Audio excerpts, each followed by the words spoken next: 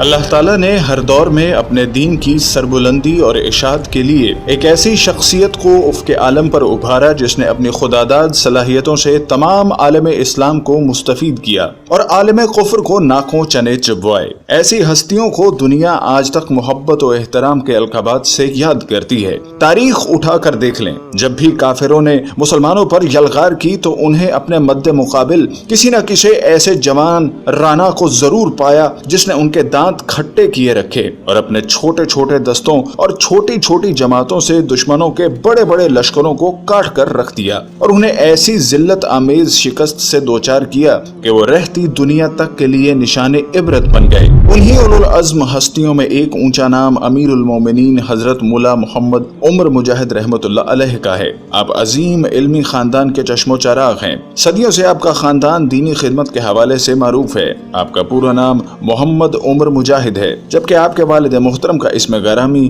مولوی غلام نبی اخوند ہے۔ آپ ہوتک نامی قبیلے کے ایک نامور شاخ سے تعلق رکھتے ہیں جو قندھار میں تقریباً 100 سال سے آباد ہے۔ آپ بر صغیر کے عادل اور مجاہد حکمران احمد شاہ ابدالی کے دارالخلافہ قندھار کے ضلع خاکریز کے گاؤں چاہ ہمت میں 1960 میں پیدا ہوئے، جہاں ان کے والد محترم مولوی غلام نبی مدرسہ اور مسجد میں تدریس اور امامت کے فرائض انجام دیتے تھے۔ ابھی آپ رحمت اللہ علیہ محض 5 سال ہی کے تھے کہ آپ کے والد مولوی غلام نبی اخوند 40 سال کی عمر میں انتقال کر گئے۔ والد کے انتقال کے بعد آپ نہ صرف یتیم تھے بلکہ اکلوتے بیٹے اور بہن بھائیوں سے محروم والدین کی واحد اولاد تھے۔ اس وقت کوئی سوچ بھی نہیں سکتا تھا کہ یہ یتیم اور مسکین بچہ جہاد فی سبیل اللہ، جرت، بہادری، تواضع، صبر اور توکل علی اللہ کی بدولت امیر المومنین بننے والا ہے۔ 18 برس کی عمر میں آپ نے میدان جنگ کا رخ کیا۔ دینی تعلیم میں فقہ حنفی کی سب سے اونچی کتاب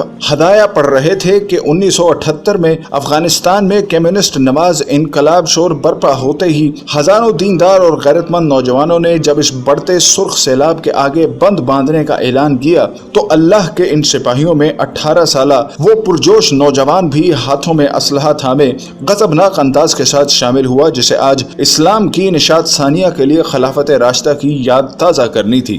آپ روسیوں کے خلاف میدان جہاد میں لڑتے ہوئے 4 بار شدید زخمی ہوئے۔ سنگسار کے علاقے میں روسیوں کے ساتھ ایک خون ریز جنگ میں جب چوتھی مرتبہ شدید زخمی ہوئے تو اس بار ان کی دائیں آنکھ بھی شہید ہو گئی۔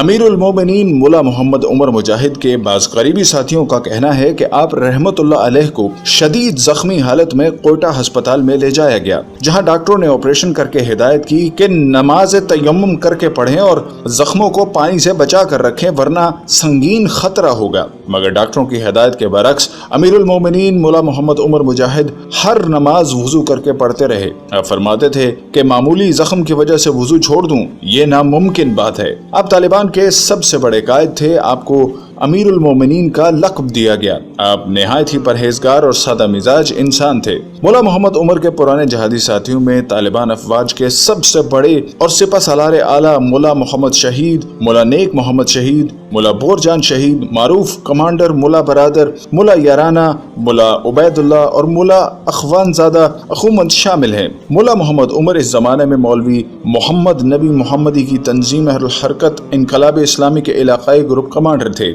آپ RPG-7 اینٹی ٹینک راکٹ میں انتہائی مہارت رکھتے تھے۔ ان دنوں کی یاد تازہ کرتے ہوئے آپ کے ایک ساتھی کا کہنا ہے کہ ایک مرتبہ ضلع پنجوائی میں ایک روسی ٹینک زمین میں چھپا ہوا تھا اور اس کے گولہ باری سے مجاہدین کا بہت نقصان ہو رہا تھا۔ کافی ساتھی شہید ہو چکے تھے۔ اس ٹینک کی شدید گولہ باری کے باعث مجاہدین کافی دباؤ کا شکار تھے، کیونکہ روسیوں نے انتہائی مہارت سے ٹینک کو زمین میں ایسی جگہ اتار رکھا تھا جہاں مجاہدین کے مورچوں سے اس کا نشانہ لینا جوئے شیر لانے کے مترادف تھا، مگر مولا محمد عمر نے طے کر لیا تھا کہ وہ اسے ٹھکانے لگا کر ہی دم لیں گے۔ چنانچہ آپ نے لانچر سے متواتر 15 راکٹ فائر کیے۔ بالآخر 16ویں راکٹ سے اللہ نے ٹینک کے پرخچے اڑا دیے اور روسی ٹینک کے شعلے فضا میں بلند ہونے لگے۔ 1991 میں ڈاکٹر نجیب کی کمیونسٹ حکومت کے خاتمے اور ملک میں تنظیمی جھگڑوں کے آغاز کے ساتھ دیگر مخلص مجاہدین سمیت مولا محمد عمر مجاہد رحمۃ اللہ علیہ نے اپنا اسلحہ اتارا اور اپنے جہادی خطے قندھار ضلع میوند سنگ حصار میں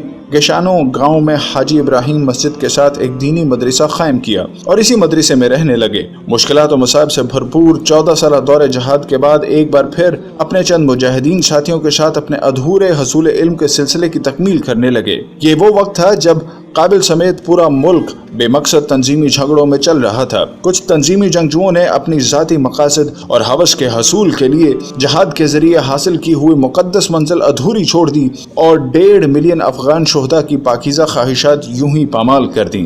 اور یہ مقبول جان اپنے کالم میں لکھتے ہیں کہ روس افغانستان سے رخصت ہوا تو تباہ حال افغانستان بدامنی، لوٹ مار اور قتل و غارت کا گڑھ بن گیا۔ افغان مجاہدین کے گروہ آپس میں اس طرح دست و گریباں ہو گئے کہ چاروں جانب اسلحہ و بارود کی بو پھیل گئی۔ چمن سے قندھار تک صرف 70 میل کا فاصلہ ہے، لیکن اس تھوڑے سے فاصلے میں جگہ جگہ مختلف افغان گروہوں نے اپنی چیک پوسٹیں لگا رکھی تھیں جو ہر گزرنے والی گاڑی سے جبری ٹیکس وصول کرتی تھی۔ امن و امان کا یہ عالم کہ نہ کسی کی جان محفوظ نہ مال۔ کابل شہر کے دونوں اطراف توپیں نصب تھیں اور شہر کھنڈر بن چکا تھا۔ نجیب اللہ ایک بے طاقت اور مجبور محض حکمران کی صورت میں موجود تھا۔ ملا محمد عمر سے میری ملاقات اسی دور آشوب میں ہوئی جب روس ابھی رخصت ہوا تھا۔ ایک درد دل رکھنے والا مسلمان جو مسلمانوں کی اس باہمی لڑائی پر ہر وقت کڑتا رہتا، اس کے لیے یہ تمام لوگ اجنبی نہ تھے۔ اس نے ان کے شانہ بشانہ جہاد میں حصہ لیا تھا، لیکن طاقت اور غلبے کی ہوس نے انہیں کیا بنا دیا تھا۔ چمن شہر سے قندھار تک وہ ہر زیروح کے دکھ سے واقف تھا۔ یہ لوگ تو واقعی قریہ ظالم کے شہری تھے کہ جو سورہ نساء کی آیت کے مطابق پکار پکار کر کہتے تھے کہ اللہ ہمارے لیے کوئی مددگار بھیج دے۔ تجزیہ نگار جو چاہے کہہ لیں، طاقت کے پجاری بے شک اسے ایک جھوٹی لغو اور بے بنیاد کہانی کے ذریعے امریکہ اور IS کی تخلیق کہہ لیں، لیکن بلوچستان کے اس خطے کے رہنے والے ہزارے لوگوں کو وہ وقت ابھی یاد ہے کہ ایک صبح ملا محمد عمر نے اپنے ساتھیوں سے کہا کہ میں نے خواب میں سید الانبیاء صلی اللہ علیہ وسلم کو دیکھا ہے جو مجھ سے کہہ رہے ہیں اٹھو، جہاد شروع کرو اور امن قائم کرو، اللہ تمہیں نصرت دے گا۔ اس کے بعد اس خطے کے میرے جیسے لاکھوں لوگ جانتے ہیں کہ کیسے ملا محمد عمر نے قندھار میں موجود سید الانبیاء صلی اللہ علیہ وسلم کے جبہ مبارک کو نکالا اور پھر کس طرح لوگوں نے جوک در جوک اس جبہ مبارک کو سامنے رکھتے ہوئے ملا محمد عمر کے ہاتھ پر بیعت کی۔ اس کے بعد رسول اکرم کی دی گئی بشارت کا وقت آیا۔ ایک گولی چلائے بغیر قندھار کی تمام فوج نے ملا عمر کے سامنے ہتھیار ڈال دیے۔ اس کی نصرتوں کا یہ ایک سلسلہ ہے۔ یہ چند ہزار لوگ جس جانب بڑھے، فتح و نصرت ان کے قدم چومتی رہی۔ اتنی کم مزاحمت کے صرف چند مہینوں میں 90% افغانستان ملا محمد عمر کے زیر نگین تھا۔ میں اس وقت ایک ایسے ضلع کا ڈپٹی کمشنر تھا جس کا کئی 100 میل بارڈر افغانستان سے ملتا تھا۔ تمام صوبائی انتظامیہ سے لے کر بڑی سے بڑی خفیہ ایجنسیوں کے فرشتوں تک کو بھی خبر نہ تھی کہ سب کیسے ہو رہا ہے۔ ایک ایسا افغانستان وجود میں آ چکا تھا جہاں گزشتہ 100 سال کی تاریخ میں سب سے زیادہ امن تھا۔ اس دوران ہونے والی انتظامیہ کے بڑے بڑے اجلاسوں میں شرکت کے دوران یہ احساس ہوتا تھا کہ ہر کوئی حیران ہے۔ ان سب کے نزدیک طالبان کا از خود ایک قوت کے طور پر ابھرنا حیرت انگیز تو تھا ہی، لیکن اصل حیرت انہیں اس بات پر ہوتی تھی کہ ان کے مقابل میں قوتیں خود بخود پسپا ہو رہی ہیں۔ ملا عمر جو تھے اس زمانے میں خاصے پرٹرب اور ڈسٹرب تھے مجاہدین کے زمانے میں، اور یہ چمن کے قریب ایک ان کا مدرسہ ہوتا تھا وہاں جس میں یہ ہوتے تھے، اور بہت پرٹربڈ، اور میں نے شاید ہی کسی بندے کو اتنا زیادہ درد اپنی قوم کا دیکھا ہو جتنا ان کے پاس تھا، اور سمجھتے تھے کہ یہ آپس میں لڑ کے اس کو تباہ و برباد ہو رہے ہیں، اور تمام جذبہ کمندان اور سارا کچھ۔ پھر اس کے بعد ہوا یہ تھا کہ قندھار شہر جو جن کا اپنا شہر تھا، اس شہر کو مکمل طور پر ایک خاص سطح پر ایسا کنٹرول کر لیا گیا تھا کہ تختہ پل سے قندھار تک جاتے جاتے 50 کے قریب پوسٹوں سے گزر کے جانا پڑتا تھا، اور اس کے بعد ان کے ہاں عورتوں کا اور پھر اس کے بعد باقی چیزوں کا معاملہ اس طرح کا ہو گیا تھا کہ شدید ترین، اور میں نے جب بھی کبھی سے ملاقات ہوئی ہے ایک بے چینی کے عالم میں، ایک ایسی کیفیت کہ مجھے تبدیل کرنا چاہیے۔ پھر اس کے دوران ان کا جو مشہور خواب ہے جو کہتے ہیں کہ رسول اللہ صلی اللہ علیہ وسلم میرے خواب میں آئے اور کہا کہ چلو میرے جا کے جو انہوں نے جو وہاں پر جو جبہ مبارک ہے نبی صلی اللہ علیہ وسلم کا وہ نکالا، اس پہ بیعت لی۔ آپ سوچ نہیں سکتے کہ وہ فنامنا جو ہے میری آنکھوں کے سامنے صرف چند دنوں کا فنامنا ہے کہ the entire Kandahar army surrendered ان کے حق میں، اتنا لوگ تنگ تھے۔ میں نے ایک بندہ مارے بغیر اس پورے صوبے پہ قبضہ کرنا، یہ صرف اس کی شخصیت کا کمال ہے۔ یہ تو افغانوں کی گزشتہ کئی سو سالہ تاریخ کے خلاف تھا۔ جب طالبان افغانستان میں قوت کے طور پر مستحکم ہو گئے، ملا محمد عمر امیر المومنین کی حیثیت سے مانے جانے لگے، تو اس دوران حکومت پاکستان کو بھی خیال آیا کہ اب انہیں تسلیم کر لینا چاہیے۔ ایک ایسی حکومت اس پسماندہ ملک میں قائم ہوئی جو سیاسیات کے کامیاب ترین اصول، کامیاب ریاست وہ ہے جہاں ریاست کا وجود نظر نہ آئے اور لوگ کاروبار و زندگی جاری رکھیں۔ ہر بڑے شہر میں 10 اور چھوٹے شہر میں 7 طالبان سپاہی ہوتے تھے، اور اسپن بلدک جیسی منڈی جہاں اربوں کا کاروبار تھا، وہاں لوگ دکانیں کھلی چھوڑ کر نماز پڑھنے جاتے تھے، اور لوگ پاکستان سے طالبان کے پاس اپنے فیصلے کروانے جایا کرتے تھے۔ 9/11 خود ساختہ حملوں کے بعد امریکہ نے اسامہ کی حوالگی کا مطالبہ کیا تو طالبان نے امریکہ کو 3 آپشنز دیں، لیکن امریکہ نے کسی کو بھی نہیں مانا اور حملہ کر دیا۔ About your government's position on bin Laden as well as other issues? Exactly. We have said that we have given 3 proposals to the United States so far. One of that was that we will try him in Afghanistan provided that we are given evidence. That was rejected. We gave a second proposal in which we asked the United States that if they think he is a threat to the US security, they have to send international monitoring group to watch him for the rest of his life so that he has nothing and meets nobody. That was also rejected. And we gave a third proposal in which we asked 3 countries, Afghanistan, Saudi Arabia, and a third Islamic country selected by the United States to decide his future, so that we have some kind of justifications to our people, so that that man is not a good guy and he should be expelled or extradited or whatever. But we have not been assisted in this sector, and for the 4th time I was here again asking the US government to at least open the doors of negotiations on bin Laden issue.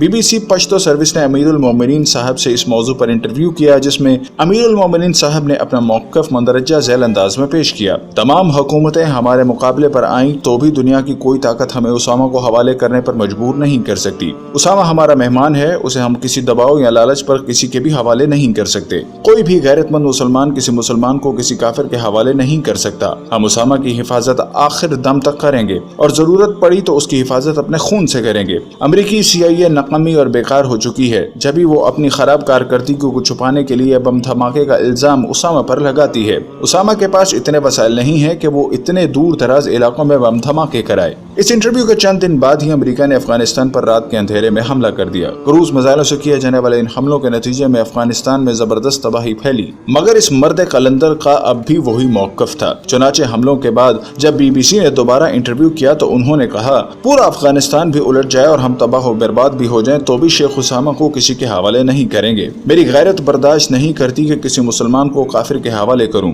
ہماری قوم اسلامی غیرت سے سرشار ہے اور ہم ہر قسم کے خطرات برداشت کرنے کے لیے تیار ہیں۔ امریکہ جو کرنا چاہتا ہے کر لے، ہم بھی جو کر سکتے ہیں کریں گے۔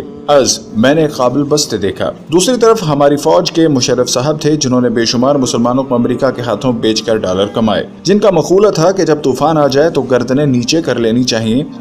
افغانستان کے خلاف امریکی جارحیت کے آغاز کے موقع پر امیر المومنین نے مسلمانان عالم سے آخری خطاب کرتے ہوئے فرمایا، موجودہ حالات میں ہر مسلمان کو اس کے ایمان اور اس کی غیرت للکارتی ہے کہ وہ ہر گھڑی ثابت قدم رہے۔ اگر ایمان اور غیرت نہ ہو تو مسلمان ہمیشہ خوفزدہ ہوں گے اور پھر ان کا احترام روئے زمین پر نہ ہوگا۔ چنانچہ وہ آخر کار مریں گے بھی، لیکن بے ایمانی اور بے غیرتی کی حالت میں مریں گے۔ میری زندگی بھی خطرے میں ہے، پھر بھی جان قربان کرنے کے لیے تیار ہوں۔ اگر میں کافروں کے مطالبے پر ایسی رائے اختیار کر لوں جو اسلام کے خلاف ہو، ان کے ساتھ موافقت کروں، ان کے ساتھ معاملہ ٹھیک رکھوں تو میری ہر چیز مستحکم ہوگی، میری بادشاہی اور سلطنت بھی برقرار رہے گی، اور اس طرح طاقت، پیسہ اور جاہ و جلال بھی خوب ہوگا جس طرح دیگر ممالک کے سربراہوں کا ہے۔ لیکن میں اسلام کی خاطر ہر قربانی کے لیے حاضر ہوں، سب کچھ کرنے کے لیے حاضر ہوں۔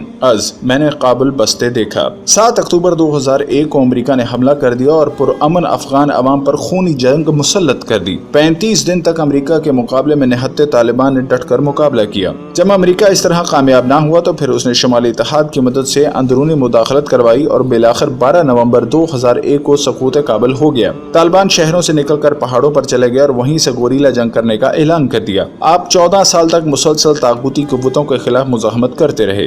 حال ہی میں ڈچ صحافی بیٹی ڈیم نے آپ کے بارے میں کتاب لکھی ہے۔ بیٹی ڈیم نے ملا عمر کی 12 سالہ گوشہ نشینی کی بیشتر معلومات ان کے آخری وقت کے ساتھی ملا عبدالجبار عمری سے حاصل की हैं, जिसमें उसने बताया कि तालिबान रहनुमा वलीउल्लाह के दर्जे पर फायज हो चुके थे। बेटी डैम लिखती हैं, अब्दुल जब्बार उमरी को लगने लगा कि मुल्ला उमर वली के दर्जे पर पहुंच गए हैं और उन्हें इल्हाम होता है। वो देर तक मुराकबे की तरह एक ही जगह बैठे रहते हैं। एक सपहर अब्दुल जब्बार ने मुल्ला उमर को दीवार से टेक लगा कर बैठे देखा। उनकी आंखें बंद थीं। अब्दुल जब्बार को खदशा हुआ कि मुल्ला उमर सो रहे हैं और उनकी नमाज कज़ा हो जाएगी, लिहाजा उन्होंने मुल्ला उमर को हिलाकर जगाने की कोशिश की। मुल्ला उमर उस पर बरहम हो गए। ताहम अगले खाने पर उन्होंने अब्दुल जब्बार उमरी से माजरत की और बताया कि वो इबादत कर रहे थे। वो उसका एक सबूत ये देती हैं कि मुल्ला उमर के इंतकाल के दिन अफगानिस्तान के खुश्क इलाके में हैरत अंगेज तौर पर शदीद ज़ालाबारी हुई, जिससे फौजी अड्डे पर खड़े मुतअद्दिद अमरीकी हेलीकॉप्टर्स तकरीबन तबाह हो गए। डच सहाफ़ी ने कहा कि 2013 के अवाइल में मुल्ला उमर बीमार हुए। उन्हें खांसी और कै की शिकायत थी। उन्होंने अब्दुल जब्बार उमरी को बताया कि उनका वक्त पूरा हो गया है। जब अब्दुल जब्बार उमरी ने डॉक्टर बुलाने की बात की तो उन्होंने इनकार कर दिया। अब्दुल समद उस्ताज ने मुल्ला उमर को पाकिस्तान में अस्पताल ले जाने की पेशकश की, लेकिन मुल्ला उमर ने इससे भी इनकार कर दिया। बेटी डैम के मुताबिक 23 अप्रैल 2013 को मुल्ला उमर का इंतकाल हो गया और अब्दुल जब्बार का कहना है कि उस दिन गर्म और खुश्की के मारे जनूबी अफगानिस्तान में ऐसा वाक़या रूनुमा हुआ जो पहले कभी नहीं हुआ था। ज़ालाबारी हुई। डच सहाफ़ी ने लिखा कि मेरा ख्याल था कि अब्दुल जब्बार बढ़ा चढ़ा कर बात कर रहे हैं, लेकिन बाद में अमरीकी फ़ौज के एक जरीदे से मुझे पता चला कि ऐन उसी दिन टास्क फोर्स फैल्कन के 80 से ज़ायद हेलीकॉप्टर्स को उस वक्त नुकसान पहुंचा था जब कंधार एयरफील्ड पर अचानक 23 अप्रैल को ज़ालाबारी हो गई। यहाँ ब्रिगेड के आधे हेलीकॉप्टर खड़े थे। बेटी डैम ने इस हवाले से HC की किताब फैल्कन फ्लाइज का हवाला दिया है। डच सहाफ़ी के मुताबिक अब्दुल जब्बार उमरी और इनके दो साथियों ने रात के वक्त मुल्ला उमर की तदफीन की। उनको बगैर ताबूत के एक बगैर किसी निशानी वाले कब्र में सुपुर्द खाक कर दिया गया। अल्लाह उनकी कब्र पर रहमतें नाजिल फरमाए। आमीन।